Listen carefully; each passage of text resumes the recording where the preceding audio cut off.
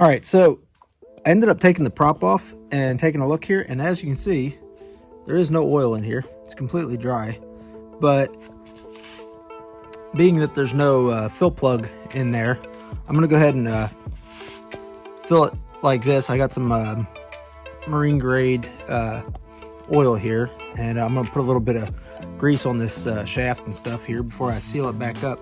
But I think that'll solve that problem. And then I'm also up here where I've got this this bolt that's hitting the prop.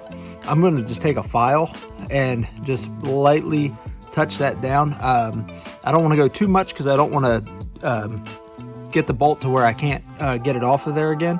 But I'm just going to just lightly knock that down a little bit, and hopefully that'll take care of my clearance issue with the prop there. And then like I said, I'm going to get that filled up, get it back together, and then hopefully next thing you see will be testing it out on the water. All right, here we go. We're going to try to start this for the first time.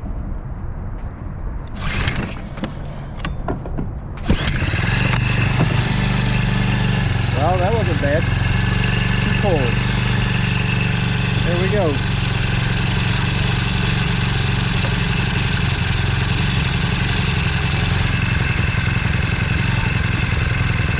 Yeah, there. All right, Gabe's gonna pull up the anchor. We're gonna try our maiden voyage. Here we go.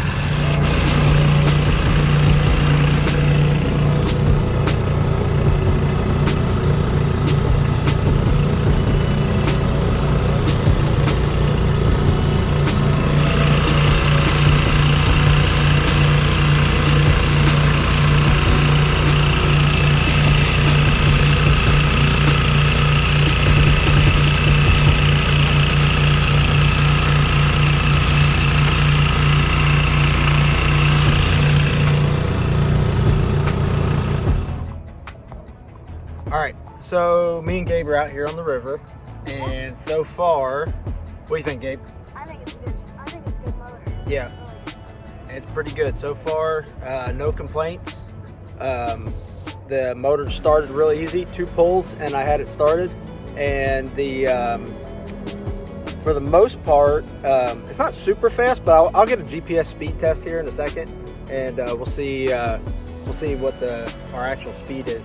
But so yeah, so far so good. We're going to continue on upriver here, and like I said, we'll get a speed test, and we'll see what happens. All right. Better than the trolling motor. It is better than trolling motor. Yeah. So.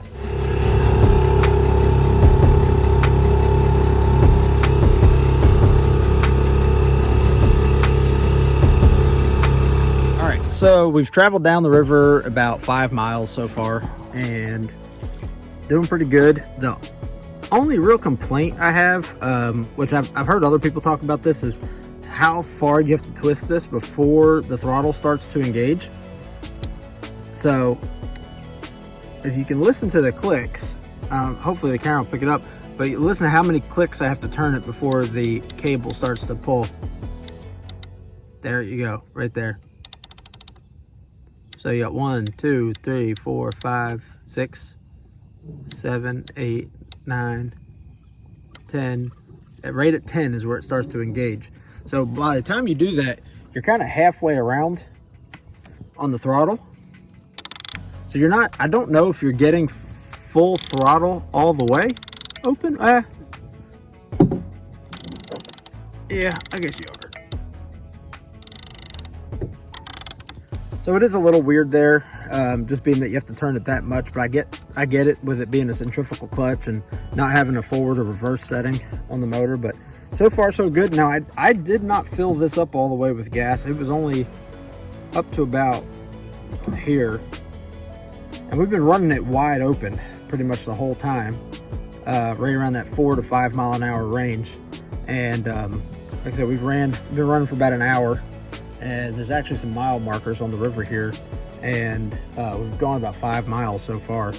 So so that's about how much gas we've used so far running it wide open.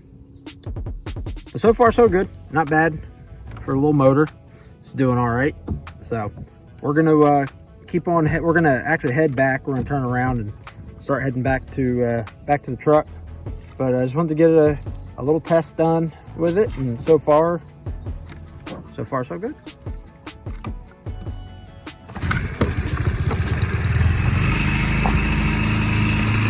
One pull that time. Yep. The last time we started it took 2. Not bad. Not bad. Running pretty good.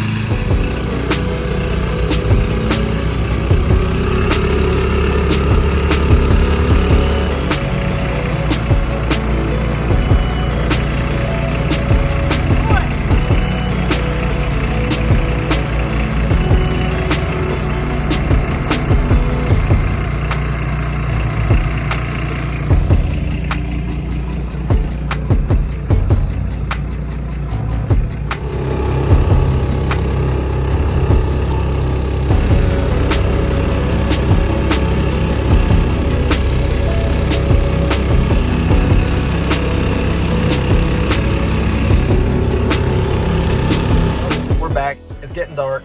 I just got the boat unloaded. Overall, good first time out. Motor ran fine. Really didn't have any issues.